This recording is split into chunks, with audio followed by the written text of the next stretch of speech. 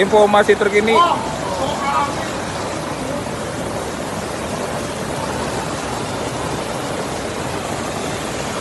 Belum tahu korbannya belum tahu.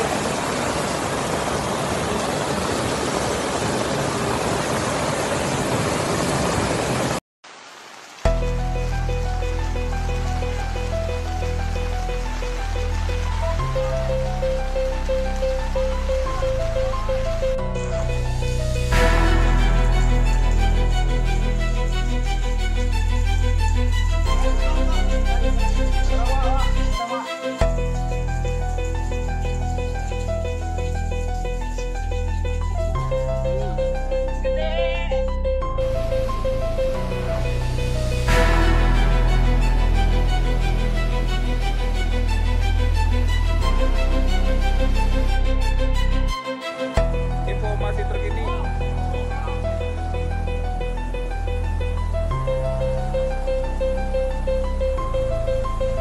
Belum tahu korbannya.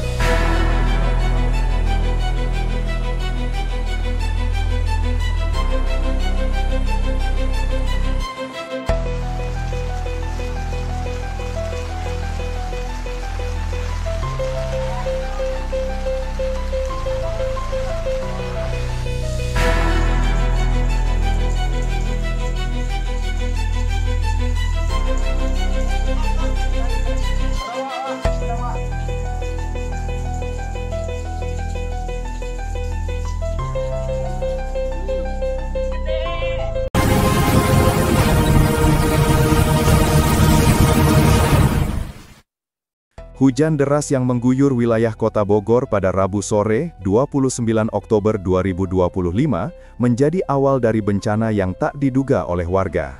Sekitar pukul 16.30 WIB, langit yang semula hanya mendung, berubah menjadi gelap pekat. Suara gemuruh petir bersahutan, diikuti curahan hujan deras yang turun tanpa jeda selama berjam-jam. Air hujan yang melimpah itu mengalir deras dari kawasan perbukitan menuju permukiman padat di Kelurahan Bondongan, Kecamatan Bogor Selatan.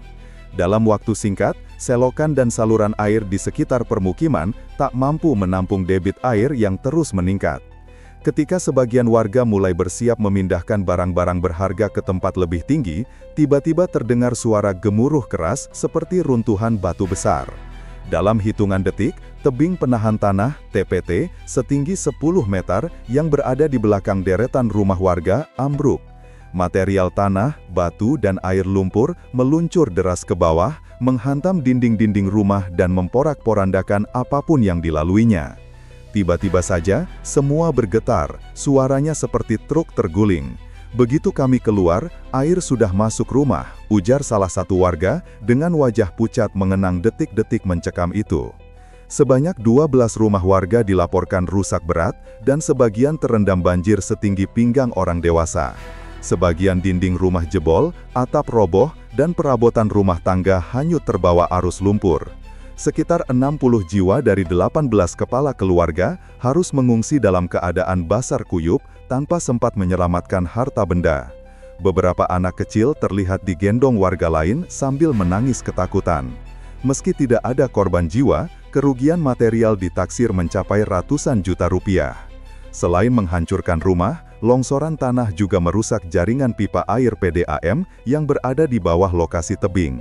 Akibatnya, sekitar 200 rumah di sekitar Bondongan mengalami gangguan air bersih, menambah penderitaan warga yang sudah kehilangan tempat tinggal. Jalan lingkungan sempat tertutup material lumpur setebal 30 cm, membuat mobil dan sepeda motor tak bisa melintas. Suasana malam itu begitu kacau, listrik padam, warga panik, dan petugas BPBD serta relawan baru bisa menembus lokasi setelah hujan mulai reda. Di tengah kepanikan dan kegelapan malam, warga hanya bisa saling membantu dengan alat seadanya. Senter ponsel dan lilin menjadi satu-satunya penerangan. Bau tanah basah bercampur lumpur memenuhi udara, sementara suara tangisan anak-anak terdengar di antara deru hujan yang belum juga berhenti.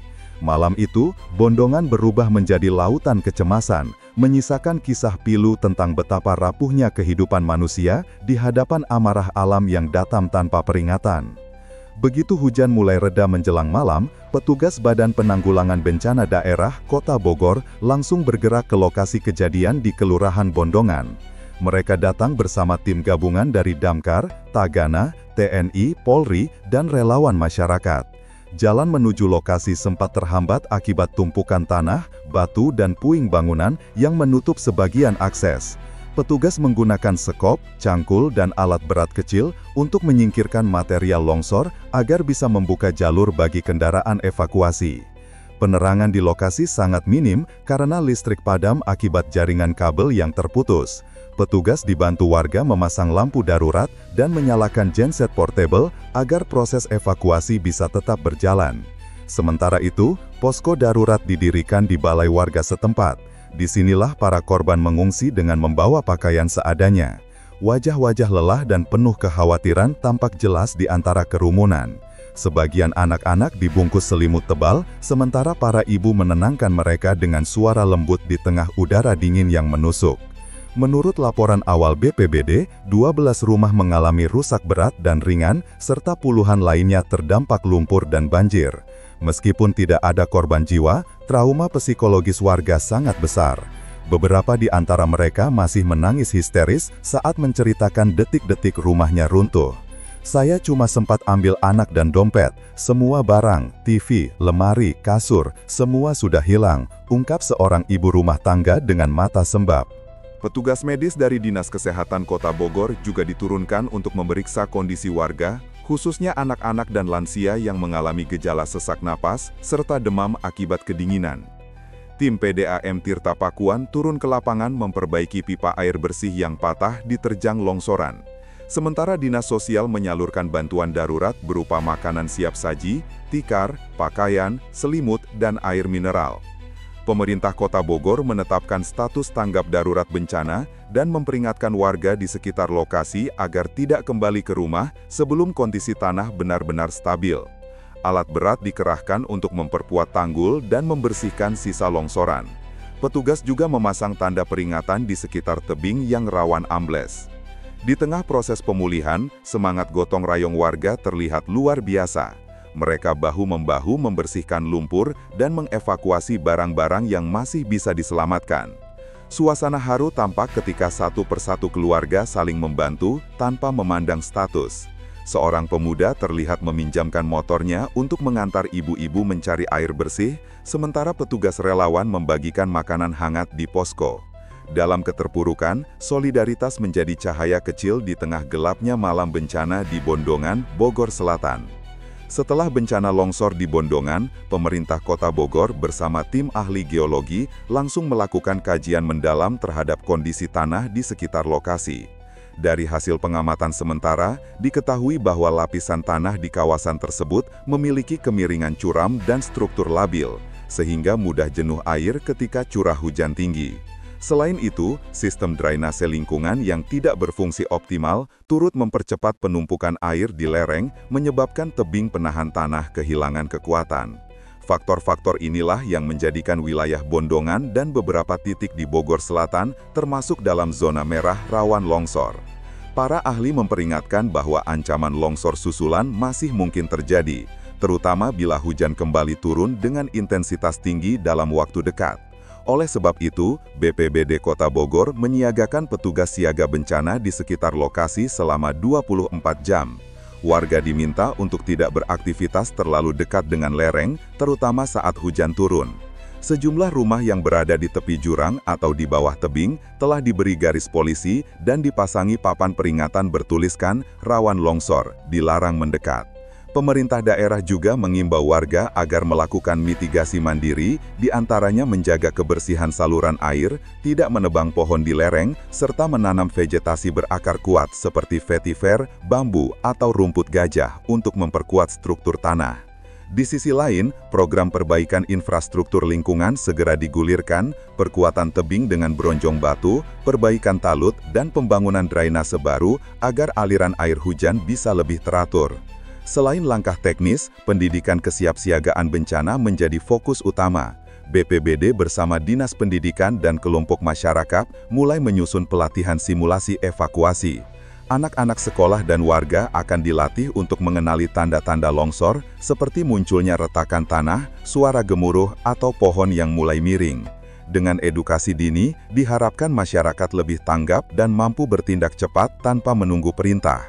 Dalam jangka panjang, pemerintah juga berencana melakukan relokasi terbatas bagi warga yang rumahnya berada di titik paling berbahaya. Rencana ini memang tidak mudah karena banyak warga telah menetap di sana puluhan tahun. Namun keselamatan jiwa menjadi prioritas utama. Seorang pejabat BPBD menegaskan, harta bisa dicari tapi nyawa tidak bisa diganti.